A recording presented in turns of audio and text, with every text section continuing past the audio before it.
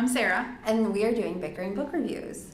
Today we are going to talk about the book Bone Gap by Laura Ruby, which won, Sarah's already reacting, which won the Prince Award this year for Best Novel for Young Adult Fiction. And Bone Gap takes place, actually, in a place called Bone Gap. And it's about a boy named Finn who lives with his brother Sean, and their mother has left them, and Sean has had to leave medical school to raise Finn. And then a woman shows up in their barn named Rosa, and she kind of helps awaken them up and bring them back to life. And she and Sean develop a romantic entanglement, and then Rosa disappears, and the only person that sees her missing is Finn, and Finn can't describe the person who took her. And so it's been a few months since Rosa disappears, and Finn thinks they should all look for her, and everybody tells him that people leave Bone Gap, and that you need to accept it. And while he's trying to figure out what's going on with Rosa, he gets involved with a girl named Petey, and they kind of uncover some mysteries about why Finn is the way that he is, because everybody just thinks he's very, very spacey.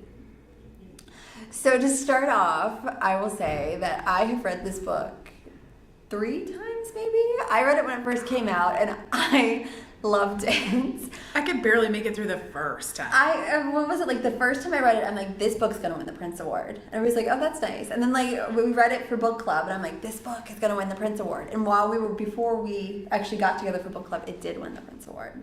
And it's also, just a note, it is one of the best audiobooks. Incredible audiobook read by Dan Bittner, who's one of my favorite audiobook reader. Oh, I love Dan Bittner. He totally rocked it. I love Dan Bittner. I won't listen to this book, but I love Dan Bittner. And so this book is what they call magical realism, where it's kind of realistic fiction, but there's some aspects of magic, which I thought was really cool. Spoiler alert. If you haven't read this book, spoiler. The whole thing is spoilery. I think that... what do I think? I think that I hated the magical realism in this book because the issue that Finn has, the face blindness, which I've never heard before in my life, didn't realize that it was real. You can Google it.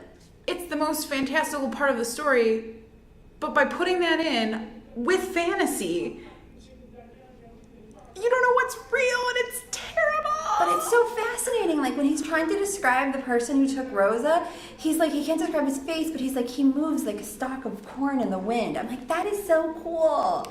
That is really cool, except for the fact that there's some magical being that like actually took her. Like you don't move need like to a stalk of corn in the wind. You don't need to have both of those things though. But it added it together, and it's playing off the Persephone myth. And Rosa's been taken into the underworld by this man, and this man in the dark. It's basically Hades. It's so friggin' dumb.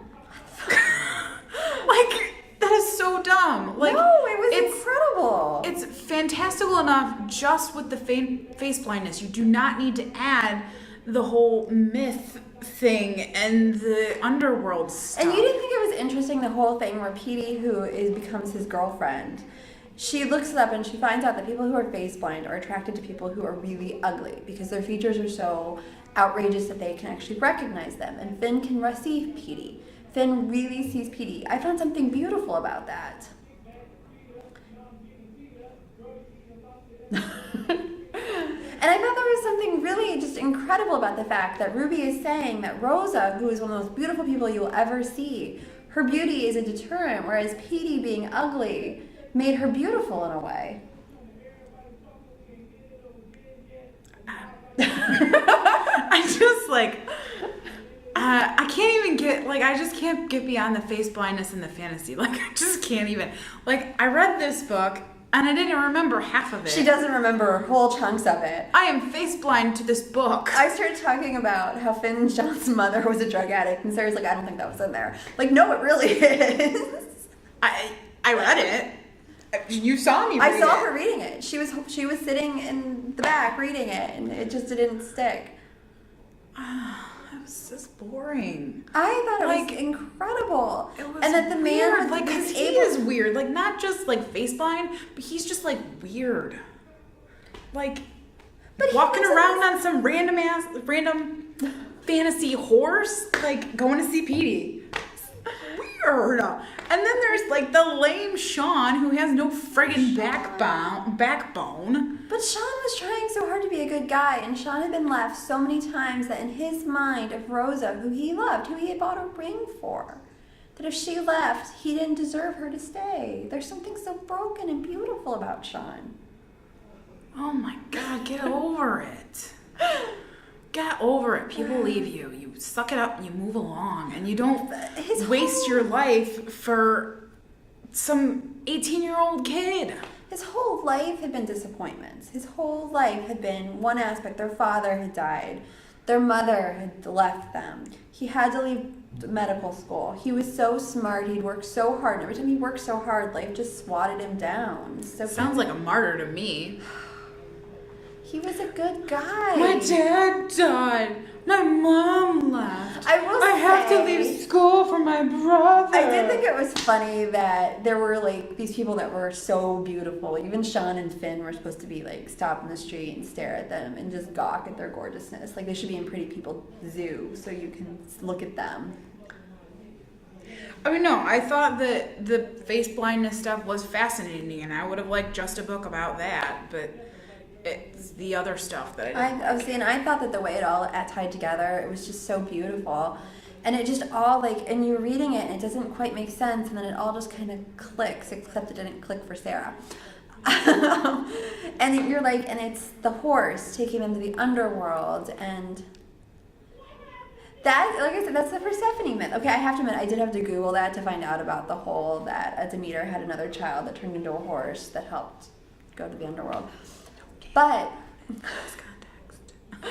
even the whole thing, because like, you know, the Rosa is supposed to be a play on Persephone, and she comes and she helps build the garden, and she connects with the animals, which is the bringing of spring. Well, and the whole like Rosa backstory didn't make any, like, it was just kind of irritating. Like, coming over from, like, was she part gypsy or something? I don't even know. She was Polish. Okay, but was she a Polish gypsy? Because that's kind of how it felt like to me. And then she goes to, like, this college in New York, and the people are... But Rosa was the prettiest girl in town. And in her little village, when you were beautiful, you married somebody wealthy. And she wanted more than that. She wanted to go out. She wanted to see the world. She wanted to find someone that loved her.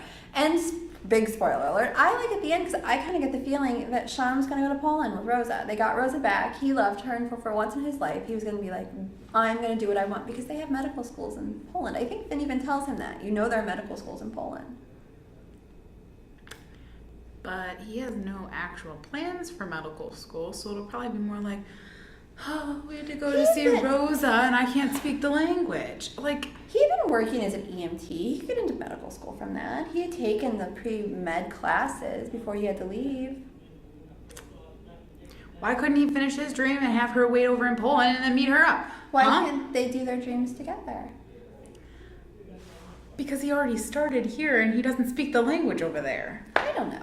Like I said, I just thought it was beautiful. I thought all the pieces fitting together. I thought the story. I loved her words. I loved the way she pieced the words together. I loved her storytelling, and I've never read anything else by her. And my understanding is that her other stuff is not like this. Maybe I'll like it.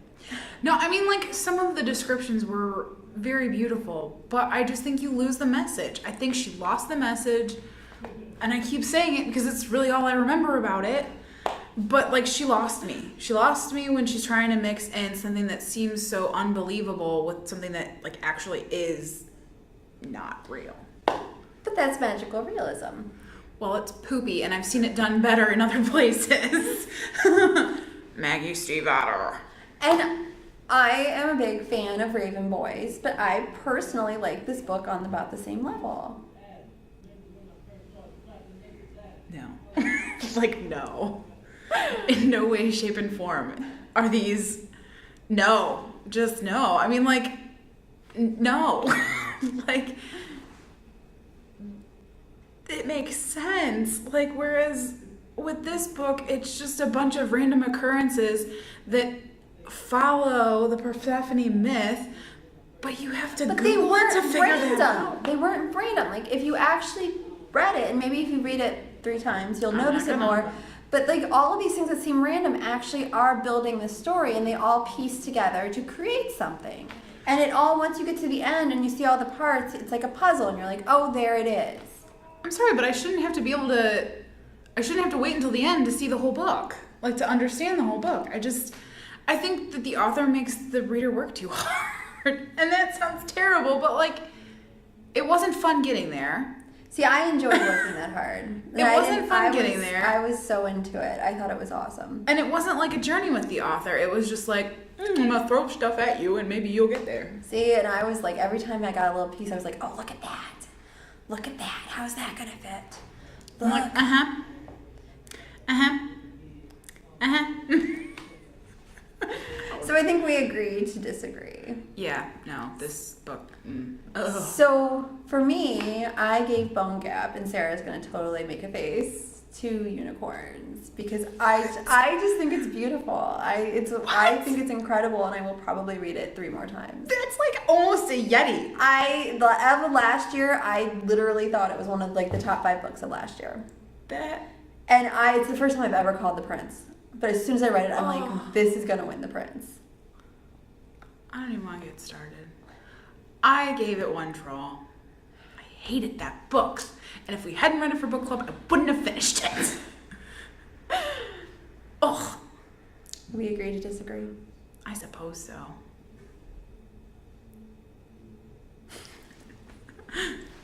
Adios. Goodbye.